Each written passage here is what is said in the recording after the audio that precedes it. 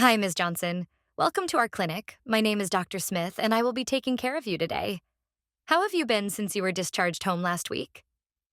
Well, I'm still walking slowly, but I feel that I'm improving a little bit more each day. That's great to hear, Ms. Johnson. And you are here today to talk a little bit more about your diagnosis. Am I right? Yes, you're right. Great. First, I would like to take a moment to explain what osteoporosis is so that you have a clearer understanding of your condition.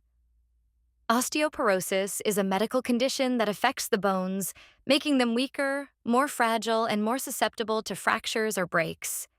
Essentially, our bones are living tissue, constantly being broken down and rebuilt. In people with osteoporosis, this balance is disrupted.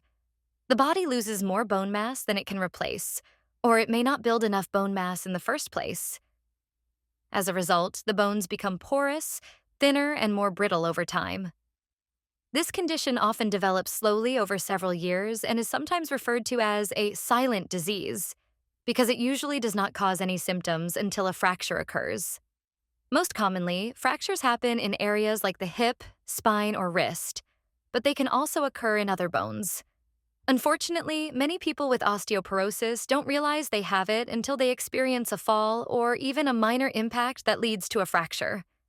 So, in short, osteoporosis is not just about having weak bones. It involves a gradual decrease in bone density and quality, making your bones more fragile and less resilient to everyday stresses. Does that make sense so far? Yes, it is. Does this disease happen to me because I am old? Well, Ms. Johnson, age is certainly a factor that can contribute to osteoporosis, but it's not the only reason. Osteoporosis can also be influenced by various factors like family history, changes in hormones, a lack of certain nutrients in your diet, specific medical conditions like hyperthyroidism, and even lifestyle choices such as physical inactivity.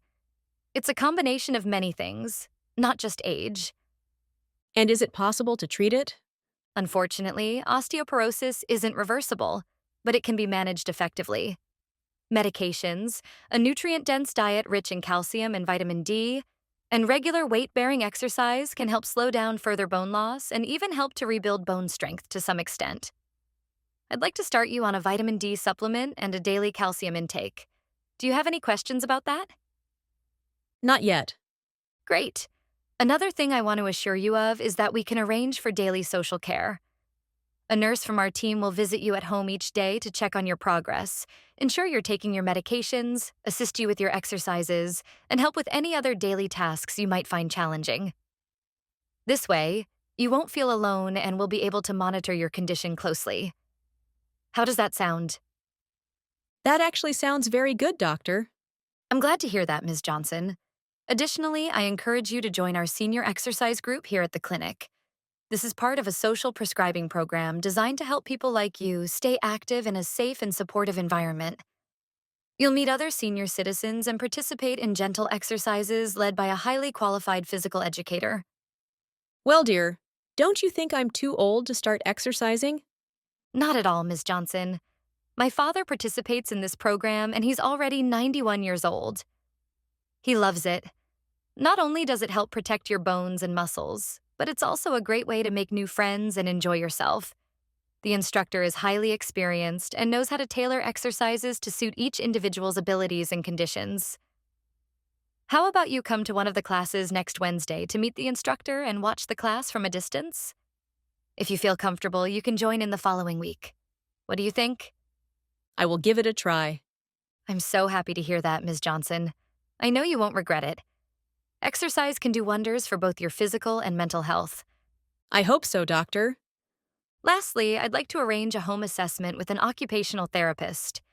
This specialist will visit your home to see if there are any changes we can make to help prevent falls in the future, such as removing tripping hazards or installing handrails in critical areas. It's all about creating a safer environment for you to move around comfortably. Does that sound okay? Yes, that would be very helpful. Thank you. You're very welcome, Ms. Johnson. Also, feel free to reach out to us if you have any concerns or if something isn't working well for you. We're here to help you every step of the way. I appreciate that. You've been very kind and informative. It's my pleasure. So, I'll notify the exercise group instructor that you'll be attending as a visitor next week, and we'll set up the home assessment soon.